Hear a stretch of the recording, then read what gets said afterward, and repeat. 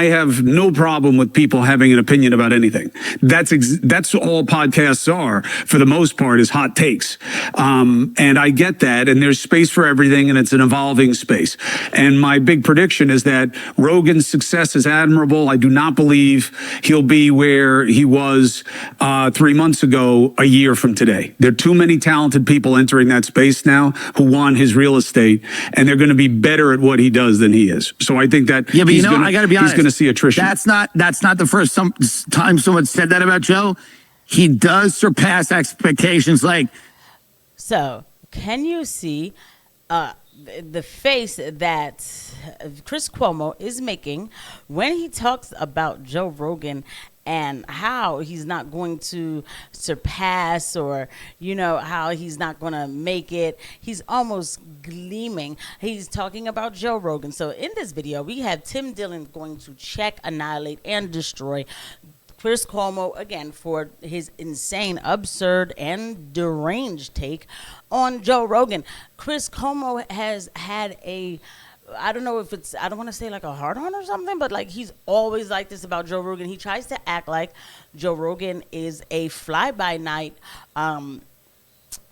personality that just came out of nowhere and is going to go away. And Chris Cuomo really exudes jealousy, but I could be wrong, right? Because who gets this excited? But Tim Dillon is going to smash him. Smash Chris Cuomo. Tim Dillon is going to destroy Chris Cuomo. Tim Dillon is going to obliterate Chris Cuomo for his absurd take on Joe Rogan. Let's go ahead and watch it. Base now who want his real estate, and they're going to be better at what he does than he is. So I think that but I got to be honest. He's going to see attrition. That's not the first time someone said that about Joe. He does surpass expectations.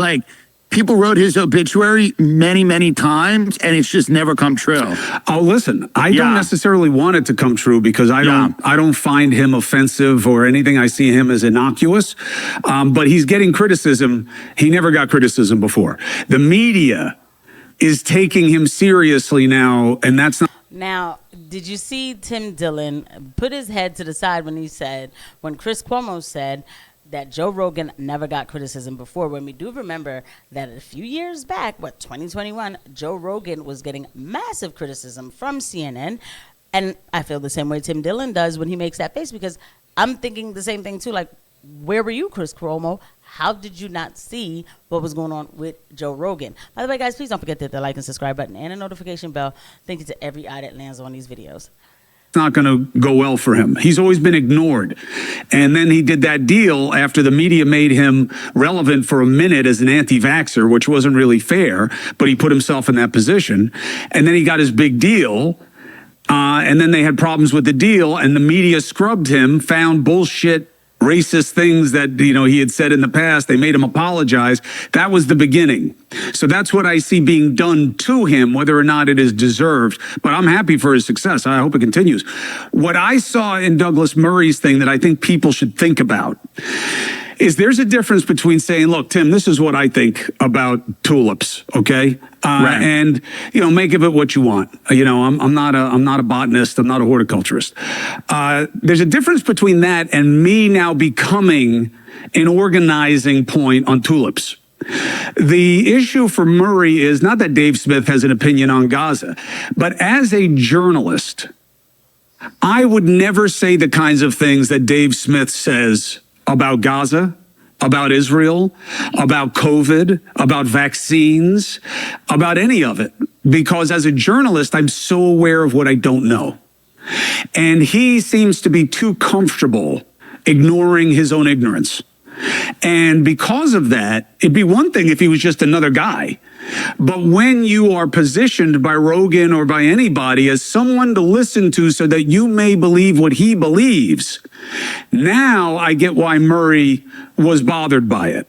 Because if you ask me about Gaza, okay, it matters that Smith has never been to the region, okay? If you're not on the ground there, you don't talk to people in the region, through no filter. No filter. And this is not what Tim Dillon says about what happened when he was in Gaza. Most people in this country around 2004, 2005 were starting to see the folly of the Iraq war. They were starting to see that the Bush doctrine of preemptive war to supposedly democratize the Middle East had failed, or was in a process of failing. Almost none of those people had visited Iraq or Afghanistan. I would say that 99.9% of them had never visited that country.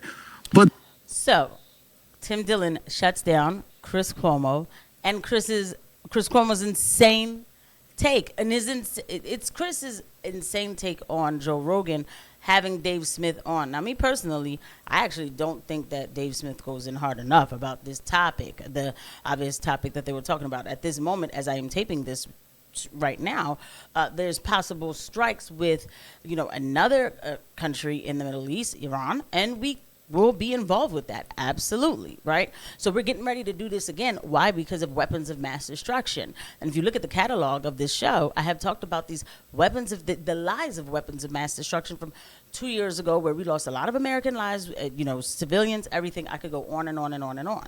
But the fact is, coming back to the point, Chris Cuomo is a perfect tool for the establishment. He comes off as someone who is independent, but Chris Cuomo is not independent.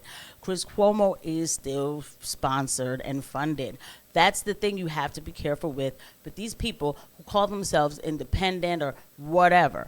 Chris Cuomo is trying to say that if you haven't been somewhere, you can't talk about it.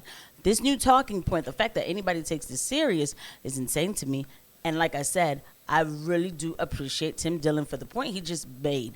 Tim Dillon just made the point that when people started waking up to the fact that there was a big mistake made with Iraq, going to Iraq, Afghanistan, those people did not go there first to find out if there was a mistake made. That was a brilliant point by Tim Dillon.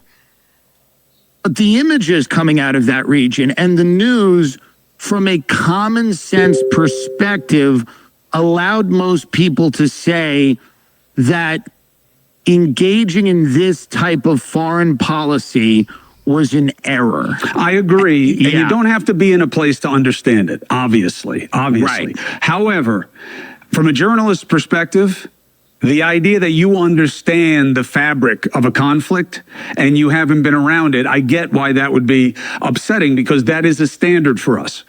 Now, the war, I lived, right? And I signed up as an early embed, and I lost a lot of guys on 9/11, and it had a big impact on me, and I was here for it, and I watched it in real time.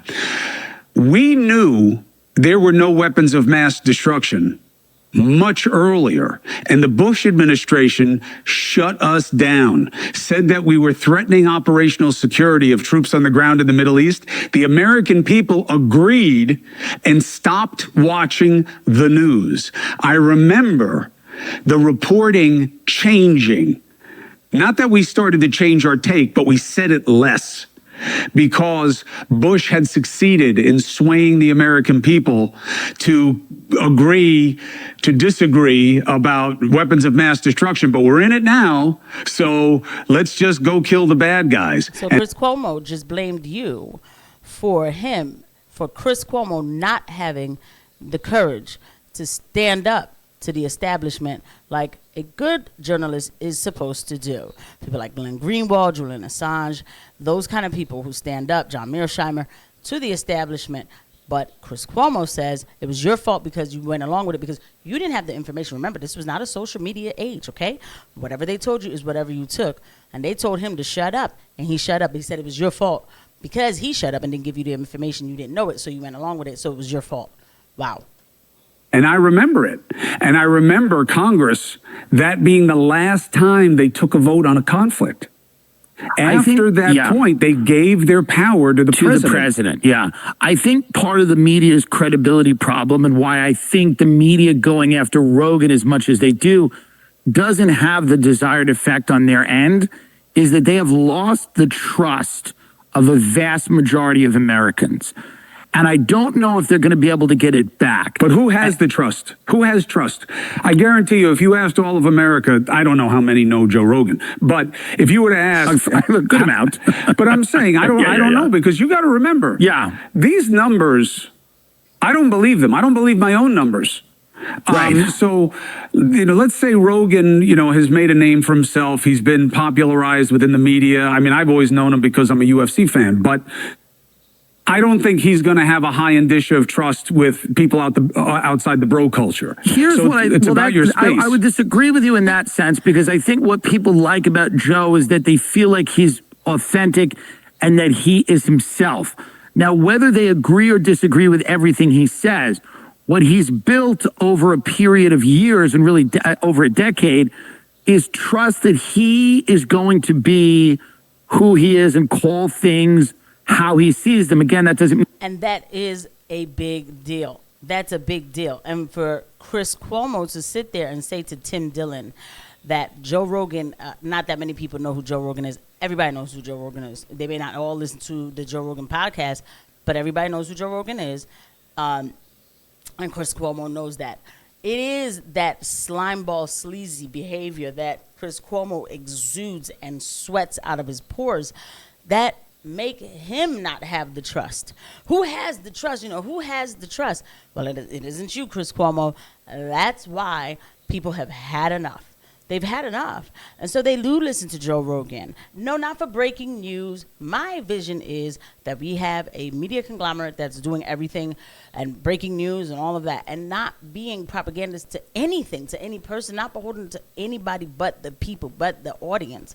But the fact is, we don't have a lot of that. But with Joe Rogan, people can at least listen to a conversation and where they could hear close to both sides or something. But they're not hearing this hardcore propaganda that people like Chris Cuomo still pushes to this day. But Tim Dillon, shout out to Tim Dillon. Like I said, like I've been saying, I've been, watching a few Tim Dillon clips. I will be watching the Tim Dillon podcast a lot more because I like Tim's takes. They're pretty common sense takes.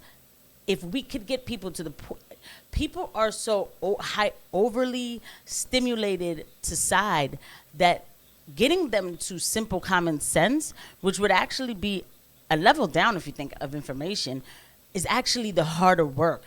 But just let's get back to common sense.